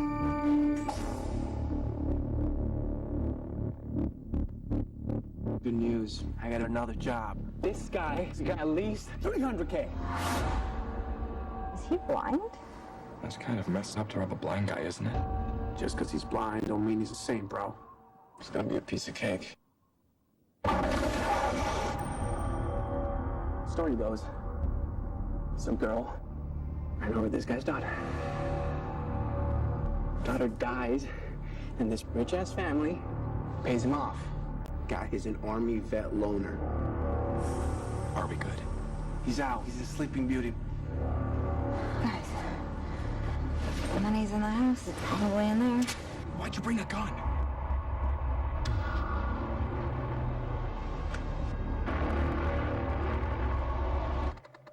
Who's there? Okay, man, just chill, alright?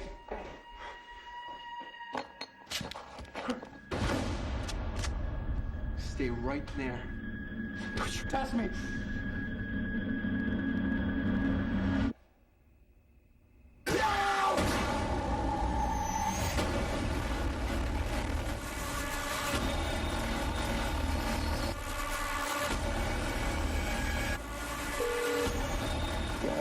It's me. I messed up real bad.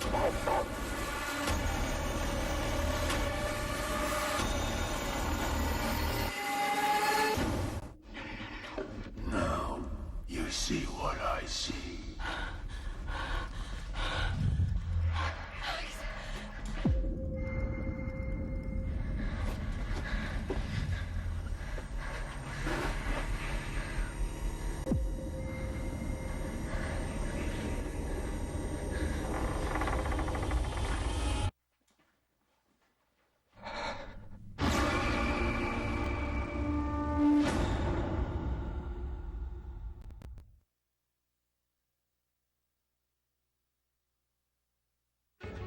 Balita, impormasyon at mga isyong may kinalaman sa bayan, lahat isisiwalat ng walang takot, lilinawin, hihimay-himayin, matapang, ngunit malalim at makatotohanang komentaryo sa Lapid 5. Lapid 5. Kasama si Burns ay hatid sa inyo ng Hataw. Number 1 sa balita, basta tabloid, Hataw!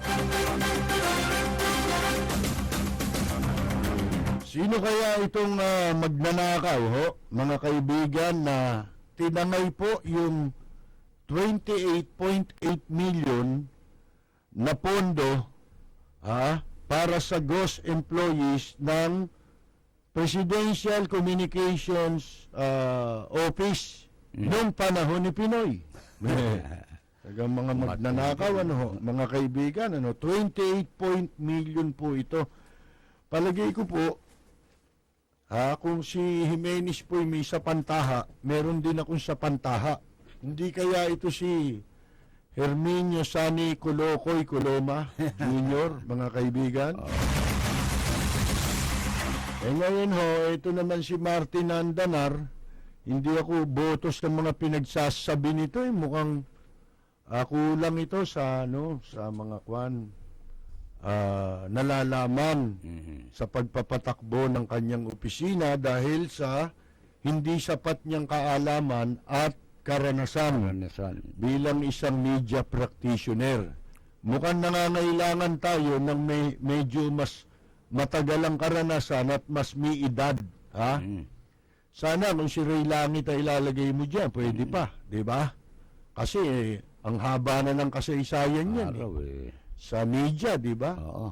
Sila Hector Villar. Kapapanganak ko pa lang, Ray Langit na yan. Kapapanganak pala sa akin, hindi pala ako nanganganak. Oo. Mga kaibigan, di ba mga ganyan? Matagal na talaga. Oo. Veterano. Pero pag ganyan, pakikinggan mo kung sino-sinong organisasyon dyan na sangkot sa extortion, sangkot sa droga, sangkot sa kung ano-anong kagaguhan, mga kaibigan. Haggling.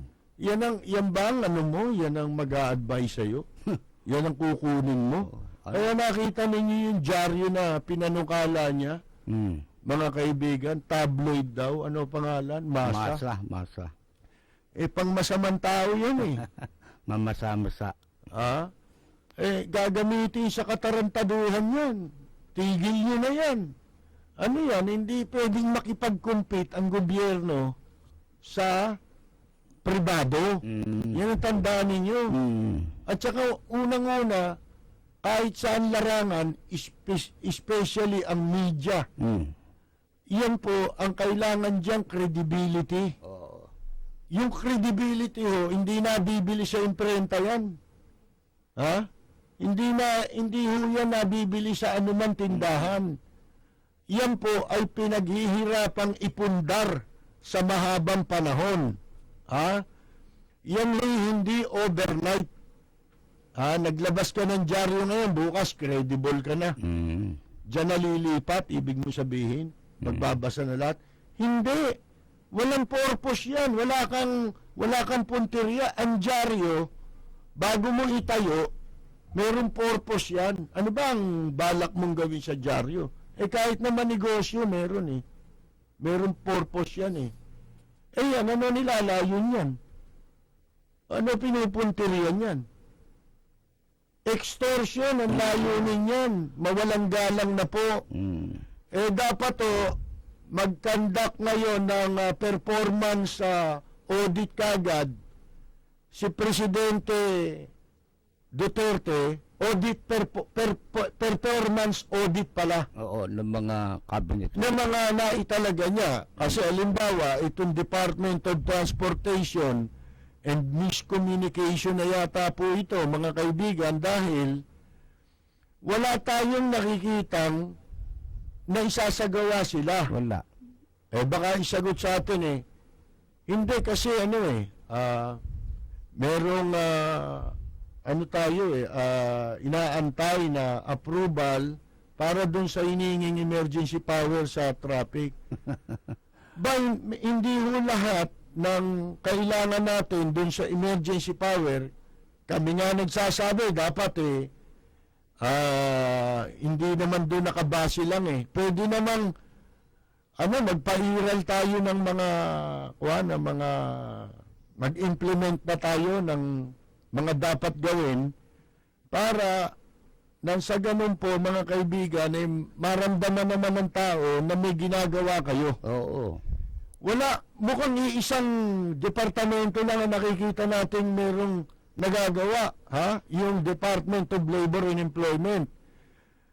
Sa pangunguna ni Secretary Bebot Bello. Pero maliban doon, wala Wala.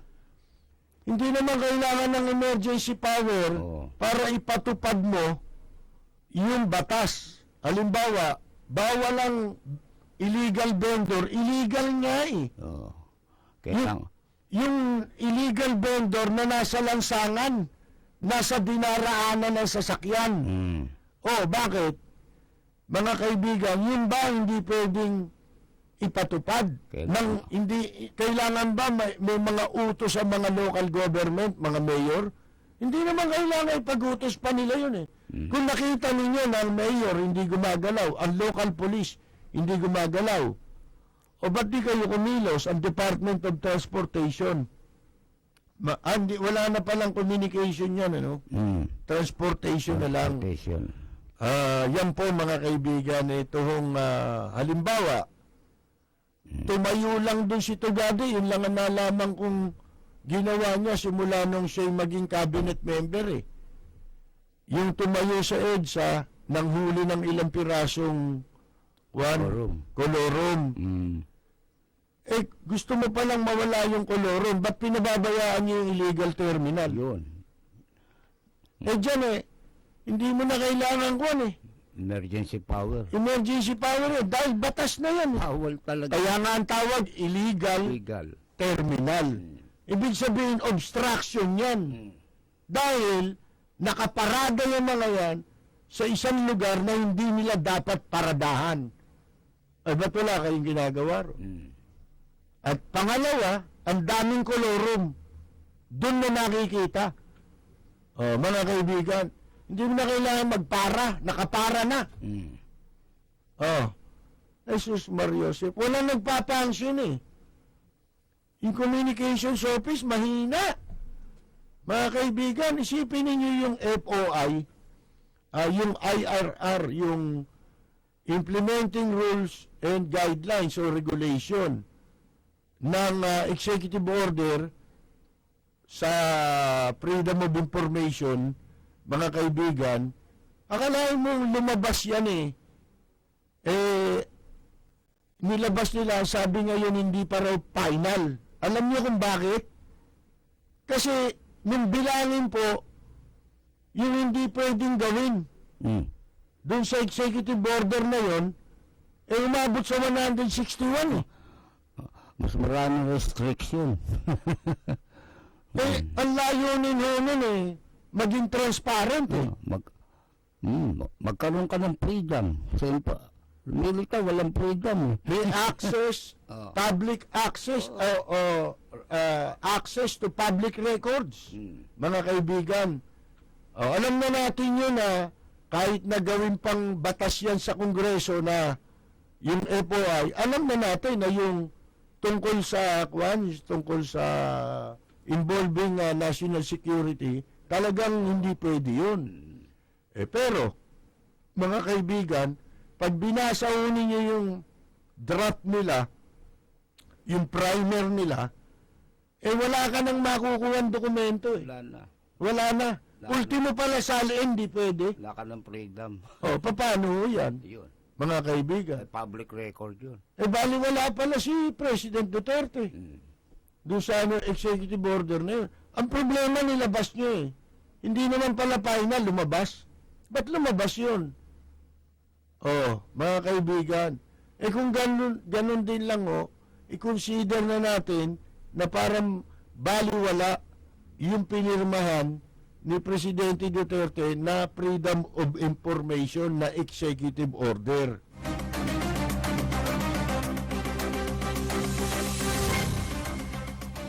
Ito naman si Diliman, sabi kangaroo court daw yung ipatatawag na investigasyon ng Kongreso kung saan ipatatawag siya. Mukhang hindi siya dadalo. Hindi siya sisipot. Tatawagin mong kangaroo court yung investigasyon ng iba. Pag ikaw ang gagawa ng investigasyon, hindi kangaroo court, ha? Ayan yun. Matawal pa sa kangaroo court, baliwala eh. Pagkatapos, gusto mo, pag nagpaimbita ka rin ng iimbestigahan, dadalo. Tapos, ikaw hindi dadalo. Anong katarantaduhan ni Lima yan? Ha? Yung pinagsasabi mo na yan. Hindi ka ba natuturuan, kamukha ni Martin Andanar na natuturuan ng mga protector na media sa droga? Yung mga dati mong protector, nagagamitin daw task force ngayon ni kinonsulta raw ni Andanar para sa task force media. Dating protector ni Dilima yun eh. Mga kaibigan eh. At yung pangalan ng ilan doon nandoon sa kumalat na information na pinopondohan ni Peter ko. Nako. Yung biyahe nila sa Cebu. Yun ang mabigat. Mga kaibigan, ano bang nangyayari dito? Mr. President, hindi masama kung tayo po ay magsasagawa ngayon ng performance audit para makita po ng taong bayan, mga kaibigan, kung sino yung mga nagpapangsyon dito kasi parang wala kami nakikita eh. Okay yan yung kampanya sa droga, okay naman yan eh. Para bang dito lang nakatuon itong mga cabinet member natin na wala namang pati yung mga walang kinalaman dyan. Yung may kinalaman hindi natin malaman kung ano ginagawa eh. Yung DILG, may kinalaman din yan. Ba't wala pong ginagawa? Ang daming peking barangay na naglipa na dyan. Yung sa loto, 6-5, nakalimutan ko number 358. Merong A para kayo makapag-constitute ng barangay, kailangan 5,000 residente. ayon sa batas, ayon sa local government code. Para makabuo ka ng isang barangay, 5,000 ang dapat nakatira doon sa lugar. Wala naman residente ron Kasi puro tanggapan yun o kaya eskwelahan. May mga kondominium doon, yung mga nakatira sa kondominium, hindi mga butante ron. May mga ibang bahay yun na ginagamit lang nilang yun. Para sa kabit nila, o kung ano-ano man, mga kaibigan, pero hindi po yun mga residente. Wala. Dapat buwagin yan. Ang katunayan, nagpasa na nga yung City Council dyan ng ordinansang binubuwag nila yan. Ano nangyari? Palibasa, nakakampi nila. Pagkakampi nila, okay lang. Hindi labag sa batas yung barangay. Pag hindi nakakampi, labag sa batas, mga kaibigan. Mawalang galang na nga pala. Namumunini daw ngayon dyan itong animal na si Dennis Alcoreza, no? Oo. Matindi yan. Kasi yung mga vendors, medyo close open sila, apektado dilihensya. Kaya pati pala MTPB, kinuha niyan. No, nagpapatakbo ngayon si Alcoreza. Pati si Peter Ong na anak ng financer sa casino. Nakonsuhol, nakadali rin mga kaibigan. Kasama raw dyan. Ang balita natin ito daw po si Erap, ang nagpapatakbo pala, hindi siya sa City Hall. Sila Arnie Enriquez at saka si Jinggoy. Nako. Magkaibang kampo Siyempre, itong si Jinggoy, anak sa tunay. Ito naman sila Arnie, detachment ni Erap ito kumbaga sa presinto ng pulis Hindi naman yan ang headquarters pero ang naiitsapuera yata yung headquarters. Walang papel Ang ginagawa pala ngayon ni Jinggoy, dahil palibasa, nagpaplano pala itong kumandidato na mayor. Nakakulong pa ito pinagpaplanuhan na mayor, Maynila. Papalit sa tatay niya kasi baka maunahan siya ni JB. Kaya si Jinggoy panayang bola sa mga mga identified kay Mayor Lim. Ang kinukuha ni Jinggoy na tao ngayon kung sino yung mga tapat na supporter ni Mayor Alfredo Lim. Kasi natuklasan niya yung loyalty importante sa tao, yung nasa pwesto ka man o wala ka sa pwesto, doon mo malalaman kung sino talaga loyal, ang tapat. Ngayon, mga kaibigan, hinaharang naman daw nila Arnie yung mga appointees na gustong maipwesto ni Jinggoy ng mga tao daw ni Mayor Lim. Hindi niya ginagawa ito dahil sila ay parehas. Kundi ginagawa ngayon ni Jinggoy yan dahil sa kadahilanan na kanyang inaambisyon pagtakbong alkalde sa lungsod ng Maynila. Lintik po matindi.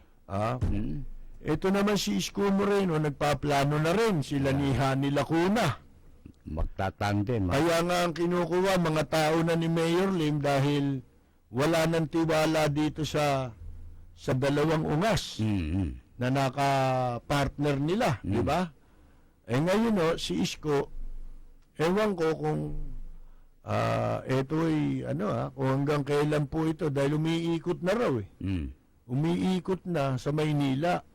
Samantalang nung isang araw lang napanood ko yan sa Showtime yung contest doon na pahulaan sa iyo yung 4 na contestant, kung sino doon sa 4 na yun ang totoong halimbawa karpintero, pahulaan sino diyan sa 4 ang karpintero, ganun halimbawa ngayon karamihan po ng mga nagiging participant doon na celebrity na papipiliin,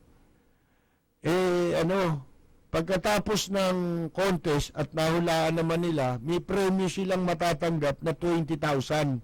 Yung celebrity. Lahat po yung napanood ko ron, pagkatapos ng contest, yung pinanalunan nilang 20,000, ibinibigay na nila para paghati-hatian nung 4 na contestant. Parang tulong na nila at konsuelo na lang nila. Konsiderasyon. Hindi na nila tinatanggap yung premyo at binibigay na lang doon, pinaghahati-hati. Si Isko lang ang napanood ko ron na inuwi yung pera eh. Matindi sa pera talaga. Imposible naman gipit na yan. Sa dami ng nakulimbat niyan, mga kaibigan. Kaya nga lang nagsusugal. Malakas din magtapo ng... kasi hindi niya pinaghirapan pera eh. Mga kaibigan eh. Dilihensya lang yun eh. Gamit niyang kapangyarihan eh, di ba? Kaya mga kaibigan, ayan eh. Tatakbo raw na mayor. Ang nagpopondo ngayon eh, bakla. Bakla naman. Buti may bakla pang nagtsatsagar yan. Oo nga eh. Hapon daw yung bakla. Nako, Diyos ko. Matindi yun. Hindi bakla yun, hapon pala eh. Oo. Ano yun? Okama. Okama. Di ba? Oo. Kasi yung bakla sa hapon, okama yun eh. Meron tayong mga text dito, pagbabasahin natin. Ayan, sige. Baguhin ang ugali ng bawat isa, kahit mataas na gobyerno. Kasi ang sabi ni Congressman Jan Chanco, sino? Si Toby Chanco. Chongke. Mukhang ito, natakot kay President Duterte ito. Mukhang di na tumitira. Hindi na. Pinupuli pa eh. Mantalang ingay nito na nakaraang halalan. Ano na sinasabi? Wala namang kaaway. Akala mo nakikipag-away. Ayan ang plakang 8 raw na bago plaka ay wag matakot. Natanungin kung sino may-ari at di muli maabala. Kasi baka ganun din ang mangyari, iba ang gumamit. Kasi may gumamit niyan yung bugaw, di ba? Oo. Yung... Nahuli ng NBI. Hindi ayaw naman nila sabihin kung sino yun. Numero 8 plaka. Puro pakitang taong mga huli yung mga ganyan eh. Ama ko, digong, tabasan nyo ng dila yung mahilig manira na walang basihan. Tama po si Percy at Peter. Yun. Ay masama tabas ng dila si Jimenez yun. Good day po, nananawagan po mga concerned citizens sa Pangulo na mas doble po ang takot ng sambayanan ngayon hanggat di pinapalitan ng mga lumang enforcer na halos may hawak mga bata illegal. Tama rin yun eh. Diyan nga sa Maynila, yung traffic enforcer, dalawa yan eh, may color coding, magkaiba uniforme. Yung palang isa kay Jude. Yung kalahati kay Jinggoy. Ayan, illegal. Mas pwede na nila gawing kalokohan mga kumakalaban sa kanila, mga kasapi nila, mas nakikinabang ngayon. Huli dapper, simple. Big timer, mga addict na asset na may percent. Pag nagpahuli, dapat mga iba pa bataan nila na hindi pwede banggain dahil sila na lalo ang gumagawa sariling batas. Ngayon, dapat palitan na mga luma para matahimik lalo sambayanan. Yun. Ito namang 923 na yung kapal na mukha ni Dilima. Tinawag niya na Duterte Kangaroo Court ang Congressional Drug Hearing. Kaya di daw siya dadalo. Tawag ni Dilima sa corona impeachment kung saan ginamit nila illegal na DAP. Hindi yun. Tawag niya rin sa investigasyon niya. Oo. Anong klaseng court yun? Pagka iba magpapaimbestiga, kangaroo. Pag siya, hindi. Oo. Pag siya magpapatawag ng titistigo, dapat pumunta. Pag siya pinatatawag, hindi pwedeng pumunta. Lintik po, alam na itong mga ito, Ang sarap iuntog ng mukha ni Dilima sa pader, Tapos ikakaskas mo pa. Kung magaspang yung pader. Ayan, walang imik ang mga dilaw, Sireno. Wala si Sireno, hindi nag-click eh. Ang daming pautot nito. Oy, Chief Justice Sireno, bago mawasak ng todo-todo yung Supreme Court, bago todo-todong mababoy na yan, ng tuluyan, aba,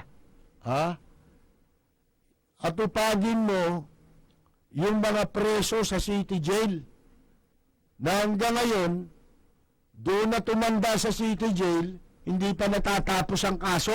Kaya hindi maibiyahe sa Muntinlupa. O kaya naman, hindi makalaya kahit walang kasalanan. Sa tagal ng kaso. At gano'n na sila karami na nagsisiksikan sa mga bilangguan, ha? Yun, hindi nagkiklik si Sireno eh. Wala. Walang naniniwala dito. Walang Kaya credibility. palagay ko siya nagbabayad ng survey. Mataas daw ang rating ng trust rating ng Supreme Court. Naku, Diyos ko. Naintindihan ba ng tao yun? Mga kaibigan, antabayanan po ninyo, susunod na po ang programang Kasanggamo ang Langit ni Ginoong Ray Langit. Kami po'y magpapaalam na. Ito po si Peter Talastas. Bukas po babalik kami sa ganito ring oras at himpilan. Maraming salamat at magandang yumaga! Dante Jimenez. Bawat nais, ang bayan ko'y puno-puno ng yaman. Bakit ito'y kailangan kang iwanan? Hindi na anong sarap mabuhay ng buong ganap. Bayan mo, sumabit ng iyong wakas. Dito sa bayan ko, lahat kami pantay-pantay. Walang nang aapit ang pag